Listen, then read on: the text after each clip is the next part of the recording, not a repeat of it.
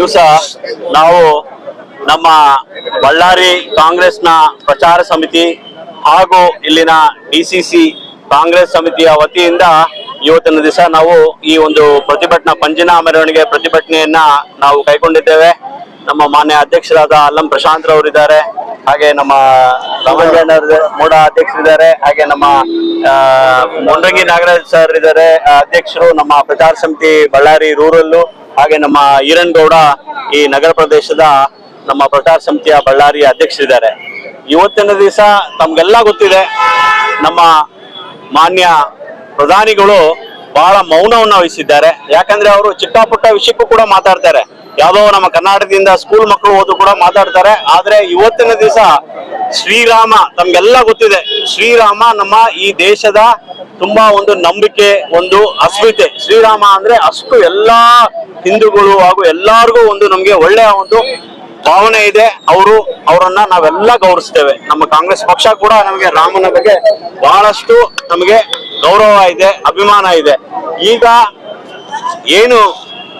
ಈಗ ಏನು ರಾಮ ಮಂದಿರದಲ್ಲಿ ಎಲ್ಲ ಸಾಮಾನ್ಯ ಜನರು ಕೂಡ ಅದನ್ನ ದುಡ್ಡನ್ನ ಹಾಕಿ ಹಣವನ್ನ ಸಂಗ್ರಹ ಮಾಡಿ ಸಾವಿರಾರು ಕೋಟಿ ಸಂಗ್ರಹವನ್ನ ಮಾಡಿ ಆ ಒಂದು ದೇವಾಲಯ ಆಗಿದೆ. ಇವತ್ತಿನ ದಿವಸ ಏನು ಆ ದೇವಾಲಯದಲ್ಲಿ ಕಳ್ಳತನ ಆಗಿದೆ, ನಿಜವಾಗ್ಲೂ ನಮ್ಮ ಇಡೀ ಭಾರತೀಯ ಸಂಸ್ಕೃತಿಗೆ, ಭಾರತೀಯರಿಗೆ, ನಮ್ಮ ಎಲ್ಲಾ ಹಿಂದೂಗಳಿಗೆ, ನಮ್ಮ ಎಲ್ಲಾ ಜನಾಂಗದವರಿಗೂ ಕೂಡ ಇದು ನಿಜವಾಗ್ಲೂ ಒಂದು ದೊಡ್ಡ ಒಂದು ಶಾಕ್ ಆಗಿದೆ. ನಿಜವಾಗ್ಲೂ ನಮ್ಮ ಒಂದು ಅಸ್ಮಿತೆಗೆ ಒಂದು ಕಳಂಕ ಬಂದಿದೆ. ಯಾಕಂತ ಹೇಳಿದ್ರೆ ಇವತ್ತಿನ ದಿವಸ ಅಲ್ಲಿಂದಿರ್ತಕ್ಕಂಥ ಟ್ರಸ್ಟ್ ತಾವೇ ನೋಡ್ಬೋದು, ಟ್ರಸ್ಟ್ ನ ಯಾವುದೇ ಪದಾಧಿಕಾರಿಗಳನ್ನ ಇವರು ಬಂಧಿಸಿಲ್ಲ, ಬರೀ ಕೆಲಸ ಮಾಡ್ತಕ್ಕಂಥವ್ರನ್ನ ಬಂಧಿಸಿದ್ದಾರೆ. ಹಾಗಾಗಿ ಇವತ್ತು ನಮ್ಮ ಕಾಂಗ್ರೆಸ್ ಪಕ್ಷದಿಂದ ಏನು ನಮ್ಮ ಪ್ರಮುಖ ಬೇಡಿಕೆ ಅಂತ ಹೇಳಿದ್ರೆ, ಒಂದು ಹಾಲಿ ನ್ಯಾಯಾಧೀಶರಿಂದ ನ್ಯಾಯಾಂಗ ತನಿಖೆ ಆಗ್ಬೇಕು. ಬೇಕಾದ್ರೆ ಅವ್ರ ಜೊತೆಯಲ್ಲಿ ಸಿಬಿಐ ಇಡಿ ಕೂಡ ಇರ್ಲಿ, ಆದ್ರೆ ಸುಪ್ರೀಂ ಕೋರ್ಟ್ ನ ಒಬ್ಬ ಸಿಟ್ಟಿಂಗ್ ಜಡ್ಜ್ ಯಾರು ನ್ಯಾಯಾಧೀಶರಿದ್ದಾರೆ ಅವ್ರ ಮುಖಾಂತರ ನ್ಯಾಯಾಂಗ ತನಿಖೆಯನ್ನ ಆಗ್ಬೇಕು. ಹಾಗೂ ಆ ಟ್ರಸ್ಟ್ ಅನ್ನ ಕಂಪ್ಲೀಟ್ ಮಾರ್ಪಾಡು ಮಾಡ್ಬೇಕು. ಆ ಟ್ರಸ್ಟ್ ಅಲ್ಲಿ ಇರ್ತಕ್ಕಂತ ಯಾರು ಸೆಕ್ರೆಟರಿ ಇದ್ರು ಚಂಪಕ್ ರಾಯ್ ಏನವರು, ಅವರನ್ನ ನಾವು ಕೂಡಲೇ ಬಂಧಿಸ್ಬೇಕು. ಯಾಕಂದ್ರೆ ಆತನ ಮೂಗಿನ ಅಡಿಯಲ್ಲೇ ಇದೆಲ್ಲ ನಡೆದಿರ್ತಕ್ಕಂಥದ್ದು.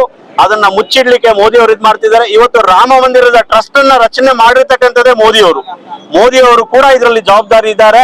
ಹಾಗಾಗಿ ಮೋದಿ ಅವ್ರಿಗೆ ನಾವು ಎಲ್ಲರೂ ಕೇಳ್ಕೊಳ್ಳೋದಷ್ಟೇ, ಅವ್ರಿಗೆ ನಿಜವಾಗ್ಲೂ ಸ್ವಾಭಿಮಾನ ಇದ್ರೆ ಅವರು ರಾಜೀನಾಮೆ ಆದ್ರೂ ಕೊಡ್ಬೇಕು, ಆ ಚಂಪಕ್ ರಾಯ್ನನ್ನ ಕೂಡಲೇ ಬಂಧಿಸಬೇಕು, ಮತ್ತೆ ನ್ಯಾಯಾಧೀಶರಿಂದ ತನಿಖೆ ಮಾಡಬೇಕು ಅಂತ ನಾನು ಹೇಳ್ತೇನೆ. ಹೀಗಾಗಿ ನಮ್ಮ ಈ ಬೃಹತ್ ಪ್ರತಿಭಟನೆ ಇವತ್ತು ನಾವು ಸಾಂಕೇತಿಕವಾಗಿ ಪ್ರತಿಭಟನೆ ಮಾಡ್ತಾ ಇದ್ದೀವಿ. ಇನ್ನು ಮುಂದಿನ ದಿನಗಳಲ್ಲಿ ಎಲ್ಲಾ ನಮ್ಮ ಬಳ್ಳಾರಿಯ ಸಿಟಿ ಹಾಗೂ ತಾಲೂಕಿನ ಬ್ಲಾಕ್ ಮಟ್ಟದಲ್ಲಿ ಹಾಗೂ ಎಲ್ಲಾ ಗ್ರಾಮ ಪಂಚಾಯತಿ ಮಟ್ಟದಲ್ಲೂ ಕೂಡ ನಾವು ಇದನ್ನ ತಗೊಂಡು ಹೋಗ್ತೀವಿ. ಯಾಕಂದ್ರೆ ಇದು ಆ ರಾಮನ ಏನು ಒಂದು ದೇವಸ್ಥಾನದ ನಂಬಿಕೆಯನ್ನು ಕಳೆದಿದ್ದಾರೆ. ಎಷ್ಟೋ ಜನ ತಮ್ಗೆಲ್ಲ ಗೊತ್ತಿದೆ, ಪಾಪ ತಮ್ಮ ಬೆಳ್ಳಿ ಬಂಗಾರ ಎಲ್ಲ ವಸ್ತುಗಳನ್ನು ಕೂಡ ಅಲ್ಲಿ ಕೊಟ್ಟಿದ್ದಾರೆ. ಎಷ್ಟೋ ಜನ ಇವತ್ತು ಕೂಡ ಮಾರಿ ಕೂಡ ಹೋಗ್ತಾರೆ ಅಲ್ಲಿ ರಾಮನ ದರ್ಶನ ಮಾಡ್ಕೊಂಡ್ ಬರೋಣ ಅಂತ. ಇಂಥ ಒಂದು ಪವಿತ್ರ ಸ್ಥಳಕ್ಕೆ ಧಕ್ಕೆ ಆಗಿದೆ. ಹಾಗಾಗಿ ಪ್ರಧಾನಿ ಮೋದಿ ಅವರು ಕೂಡಲೇ ಕ್ಷಮೆ ಕೇಳಬೇಕು ಹಾಗೂ ತಪ್ಪಿತಸ್ಥರನ್ನ ಎಲ್ಲರನ್ನು ಬಂಧಿಸಬೇಕು ಅನ್ನೋದು ನಮ್ಮ ಒಂದು ಈ ಡಿಮ್ಯಾಂಡ್.